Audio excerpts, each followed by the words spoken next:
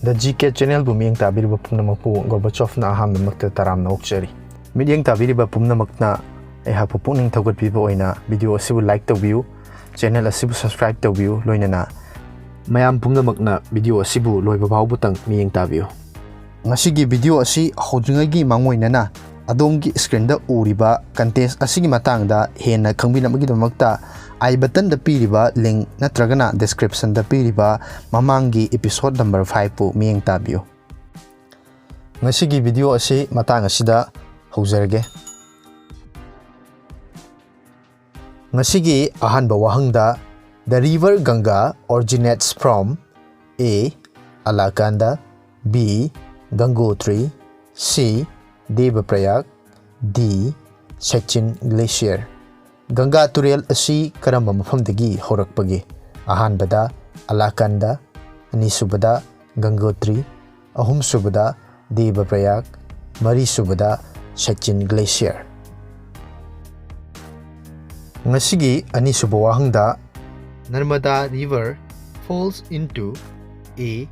Bay of Bengal, B. Red Sea, C. Indian Ocean, D. Gulf of Cambay. Narmada Turel asi karamba mafamda takibagi natragana tinkibagi. Ahanbada Bay of Bengal, anisubada Red Sea, ahumsubada Indian Ocean, marisubada Gulf of Cambay ni. Ngasigi ahumsuba wahangda Eden Garden is at A. Bombay, B. Delhi, C. Calcutta, D. Bangalore. Eden Garden haibasi karamba mafamda laibagi. Ahanbada Bombay, anisubada Delhi, ahumsubada Calcutta, marisubada Bangalore. Mathakta pankriba wahang ahum asigi adomgi achumba paukum adu mathangi numitki mudang wairam pung mari phawgi mamangda comment tawbiro. Haiba question ahum asigi achumba paukum pibirakpa comment ta pibirakpa miyoi ama khangatcharaga mathangi video da mahaki ming adu laukthokchagani amasung haiba question ahum asigi achumba paukum su mathangi video da haidokchagani. Loinana channel asida haiba video asi numit khudingi numidangi pung 9 taba matamda thadokjarakani. Mamangi video da angjakiba wahang ahum. Ahanbada Indian Constitution was enforced on A. 26 January 1950, B. 15 August 1947, C. 2nd October 1950, D. 14th November 1949. Hairiba wahang asigi achumba paukumna A. 26 January 1950 ni. Anisuba wahangda India's first nuclear explosion was made at A. Trombay, B. Jaisalmer, C. Pokhran, D. Mount Abu.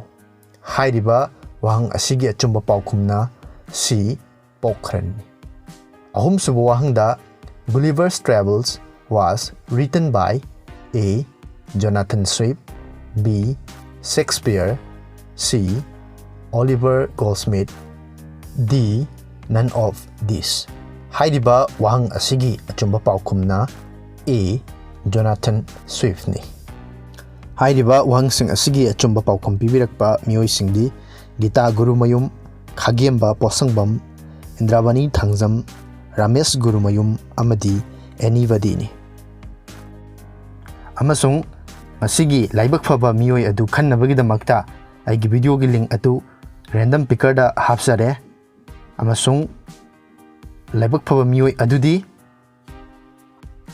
Gita Gurumayum Sarmani.